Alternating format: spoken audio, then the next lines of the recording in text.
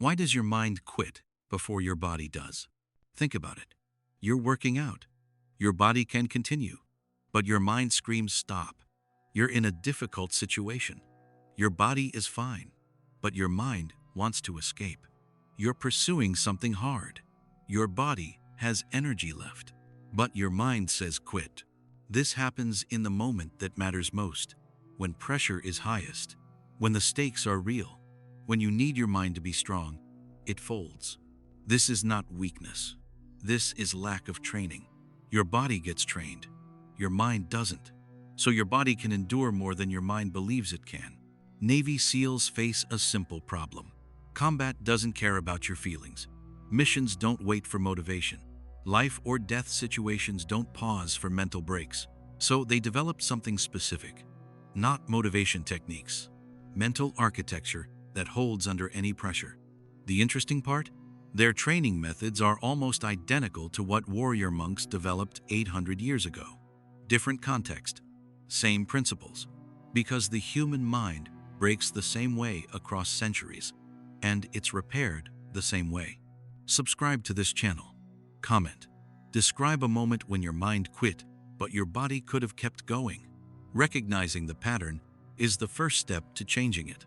Now, let me show you how elite warriors train the mind to be as strong as the body. The parable. The monk who carried water. 1580. A mountain monastery in northern Japan. Winter. A young monk named Hayato had a simple daily task. Carry water from the stream to the monastery. 2 wooden buckets. A pole across his shoulders. Up the mountain path, 200 steps. Easy task. But there was a rule. He could not stop. Not to rest. Not to adjust the pole. Not to catch his breath. From stream to monastery without stopping. First day, he made it 80 steps. His shoulders burned. His mind screamed. He set the buckets down. His teacher appeared. Said nothing. Just watched. Second day, 90 steps. Then his mind said stop. He stopped. Third day, same thing. His body could continue, but his mind surrendered first. After a week of this, his teacher finally spoke. Your body is strong enough to carry water up 200 steps. I've watched you work. Your shoulders can handle it. Your legs can climb it. But your mind quits at step 90. Why? It hurts, master. The pain becomes too much. The pain is the same at step 90 as it will be at step 150. Your body can handle pain, but your mind hasn't learned to. Your mind believes pain means danger, so it forces you to stop. This belief is the problem. The teacher had him sit. We will train your mind the same way we trained your body. Through progressive overload, through exposure, through proving to your mind that it can endure more than it thinks. He taught Hayato 3 practices, not for carrying water, for training the mind to stay present under discomfort. The pattern, the 40% rule. Navy SEALs discovered something they call the 40% rule. When your mind tells you you're done, you're only 40% done. Your body has 60% left, but your mind doesn't know this, so it forces you to quit at 40%. Why does this happen? Your brain's primary job is not performance. It's survival. And survival requires energy conservation. So your brain constantly monitors your energy levels and creates discomfort when it thinks you're using too much. The discomfort is a signal. We should stop now, save energy for potential emergencies. But this signal is calibrated for survival, not performance. It triggers way before actual physical limits. This is the gap between when your mind quits and when your body actually can't continue. SEAL training is designed to expose this gap, to show recruits that when they think they're done, they're not even close. The obstacle course that feels impossible at rep 20, they can do 40. The cold water that feels unbearable at 5 minutes, they can handle 15. The sleep deprivation that feels catastrophic at 48 hours, they can function at 72. Each time they push past where the mind wants to quit, the mind learns. We didn't die. We survived. Maybe the signal triggers too early. The gap narrows. Not because the body gets stronger, because the mind learns to trust the body's actual capacity instead of its conservative estimates. Zen monks discovered this centuries ago through different methods: sitting meditation in freezing rooms, fasting during full training schedules, walking meditation for hours. Each practice had the same purpose: show the mind it can endure more than it thinks. This is not about ignoring pain. This is about accurate pain assessment. Is this pain saying, stop, or you'll be injured? Or is this pain saying, this is uncomfortable but manageable? Most people can't tell the difference, so they stop at all pain. This is the untrained mind. It treats all discomfort as emergency. The trained mind distinguishes. Some pain means stop. Most pain means continue. Learning this difference is the foundation of mental strength. The practice. The 3 gates of endurance.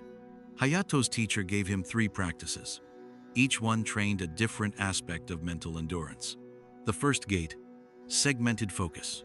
Your mind quits because it sees the entire burden at once. 200 steps feels impossible, but one section of 20 steps? That you can do. The teacher taught Hayato to divide the path into segments, not by distance, by landmarks. That tree, that rock, that bend in the path. When you start, you don't think about reaching the monastery. You think only about reaching that tree. When you reach the tree, you don't look up at how far remains. You look only at the next landmark, the rock. This is the micro-goal method. The mind can handle small, immediate targets. It breaks under distant, large ones. Why does this work? Your brain processes near-term goals differently than long-term goals. Near-term activates your prefrontal cortex, the planning, executing part. Long-term activates your limbic system, the emotional, overwhelmed part. When Hayato thought 200 steps, his limbic system flooded with, "This is too much." When he thought to that tree, his prefrontal cortex calculated, "This is doable." The total distance was the same, but the mental processing was completely different. Navy SEALs use this in Hell Week, not survive 5 days. That breaks people mentally. Instead, make it to the next meal. 4 hours. Manageable. Reach the meal. New goal. Make it to the next evolution. Another 3 hours. The week is the same length, but segmented. It's survivable. Hayato practiced this. First day with segmented focus. He made it 150 steps. Not because his body got stronger, because his mind stopped being overwhelmed by the total distance. Practice. Take something you've been avoiding because it feels too big. Identify the smallest next segment, not the whole thing, just the next piece you can see. Do that piece. Then identify the next visible piece. Your mind can handle visible segments. It breaks under invisible totals. The second gate, the mantra anchor. When your mind wants to quit, it fills with noise, thoughts, doubts, complaints. This noise is what breaks you, so we replace the noise with signal. The teacher taught Hayato to use a mantra during the carry, not a prayer, not an affirmation. A simple rhythm matched to his steps. 1 step, 1 breath. 1 step, 1 breath. When the pain comes, when your mind starts screaming, you don't engage with it. You don't fight it. You just return to the mantra. 1 step, 1 breath. The mind has something to hold on to, an anchor. This prevents the spiral. This is attentional control. Your mind can only fully focus on one thing at a time. When it's focused on the mantra, it can't fully spiral into, "I can't do this. This is too hard. I need to stop." The discomfort is still there, but your attention is divided. Part of your mind registers pain. Part of your mind is occupied with the mantra. This division is enough to prevent the quit signal from taking over completely. Navy SEALs use counting during cold water exposure, during long runs, during boat carries. Count your breaths, count your steps, count anything. The counting occupies the part of your mind that would otherwise spiral. The teacher explained, the untrained mind, under stress, talks to itself. This hurts. How much longer? I can't do this. Each thought makes quitting more likely. The trained mind under stress anchors to something simple, a mantra, a count, a rhythm. The thoughts may come, but they don't take over. Hayato practiced this. 1 step, 1 breath, for weeks. Eventually, he didn't need to think about it. Under stress, his mind automatically went to the mantra. The noise couldn't take hold. Practice. Choose a simple mantra or count. During your next difficult task, when you want to quit, anchor to it. Count your breaths. Count your reps. Repeat a phrase. Give your mind something to hold besides the discomfort. The third gate, voluntary hardship. You must teach your mind that discomfort is not emergency. The only way to teach this is through repeated exposure. You must seek discomfort deliberately.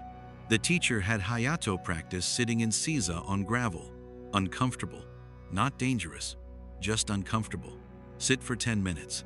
Every morning, your mind will scream. Let it. Don't obey. Don't fight it. Just sit. The mind learns. We felt discomfort. We didn't die. The signal was false alarm. Over time, the signal weakens. This is stress inoculation. You expose yourself to manageable discomfort regularly. Your baseline for unbearable shifts. Here's why this works. Your brain learns through pattern recognition.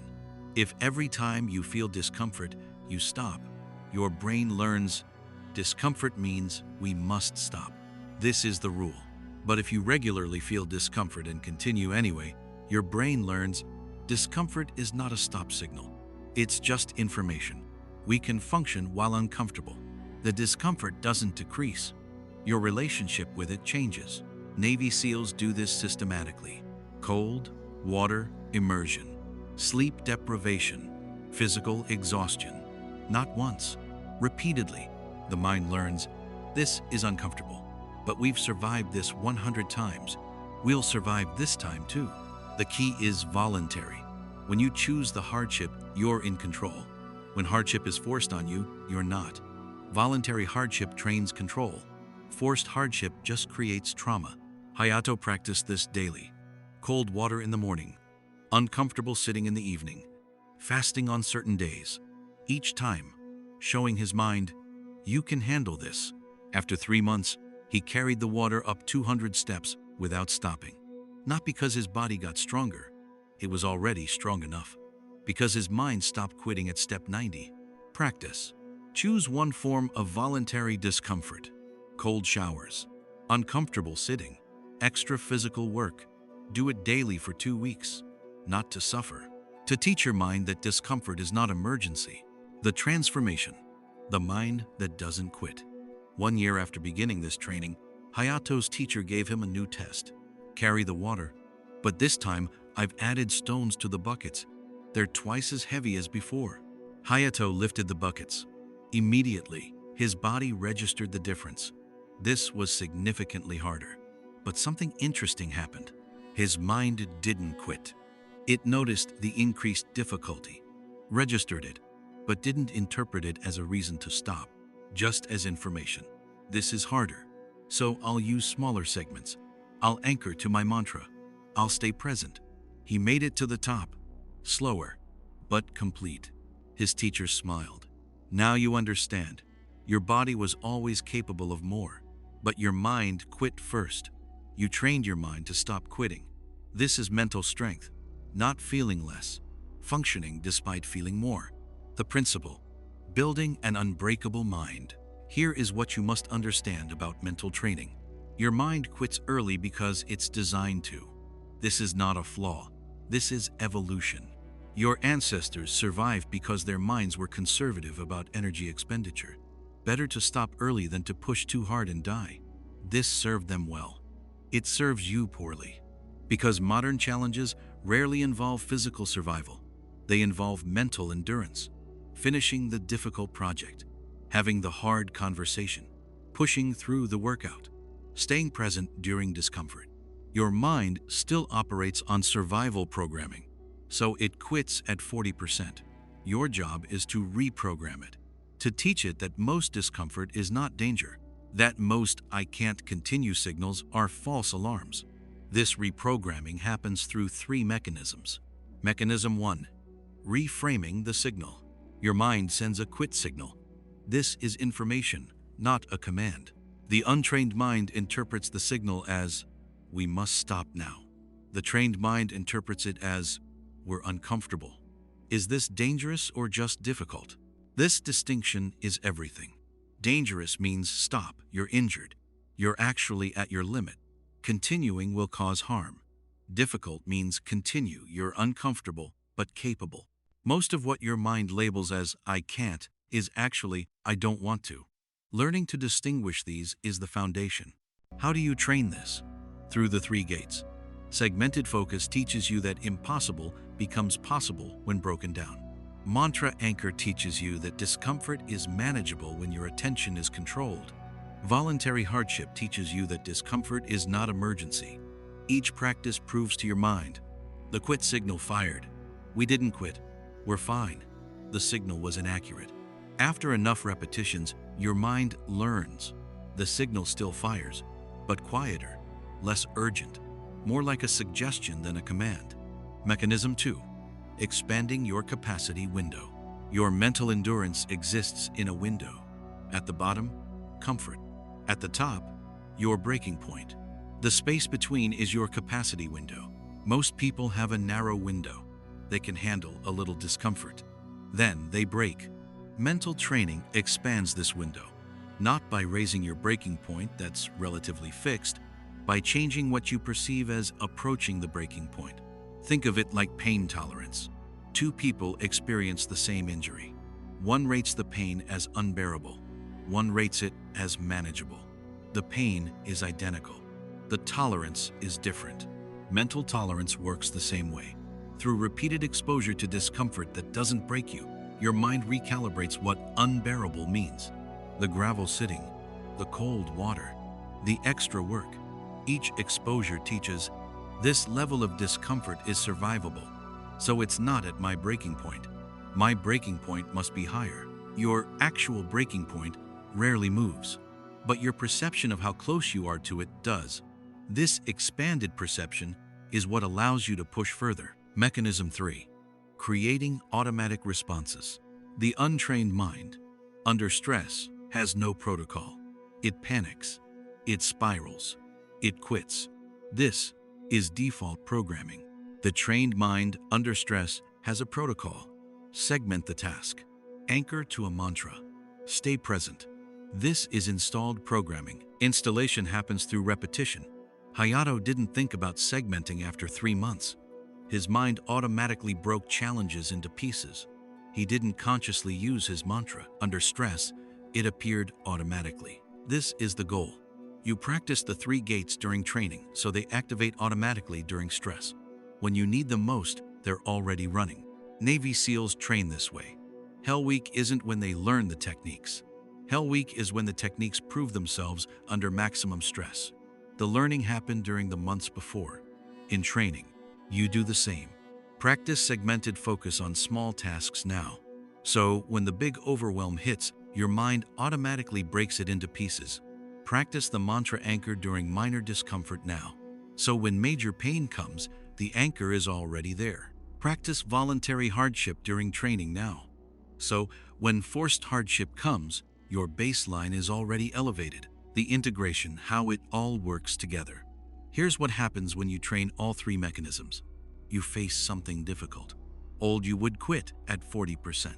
Trained, you recognize as, this is the quit signal. Is this dangerous or difficult? It's difficult. So you segment, I don't need to do the whole thing, just the next piece. Your capacity window has expanded. This discomfort is high, but not at my breaking point. Your mantra activates automatically. 1 step, 1 breath. You continue. The discomfort remains, but you're functional within it. This is mental strength, not the absence of difficulty. Functionality during difficulty. Over time, this compounds. What required maximum effort at month 1 becomes moderate effort at month 6. Not because it got easier, because you got stronger. Your mind learns, we can handle more than we thought. This learning is permanent. It doesn't require motivation. It's structural change. Your practice. You commented at the beginning. A moment when your mind quit before your body. For the next 30 days, train your mind through the 3 gates. Daily voluntary hardship. Every morning, 2 minutes of chosen discomfort. Cold water on your face. Uncomfortable sitting position. Wall sit. Something uncomfortable but safe. This recalibrates your baseline. Segmented focus. When facing any overwhelming task, don't look at the total. Identify the next visible segment. Do that. Then identify the next. Train your mind to handle immediate pieces, not distant totals. Mantra anchor. During any difficult task, when you want to quit, anchor your mind. Count breaths. Count reps. Repeat a simple phrase. Give your mind something to hold besides the urge to quit. Track your results. Write down when you wanted to quit but didn't. What you learned about your actual capacity versus your perceived capacity. The gap will become visible. And as the gap becomes visible, it becomes crossable. This is not a 30-day fix. This is the beginning of lifelong practice. But 30 days is enough to see the difference. To feel your mind stop quitting so early. To discover you had 60% left when you thought you were done. Subscribe to this channel. The video appearing now goes deeper into the neuroscience of mental endurance and gives you the complete training protocol. Remember, your mind quits at 40%. Your body has 60% left. The gap is where growth happens. Train your mind. Everything else follows. See you in the next teaching.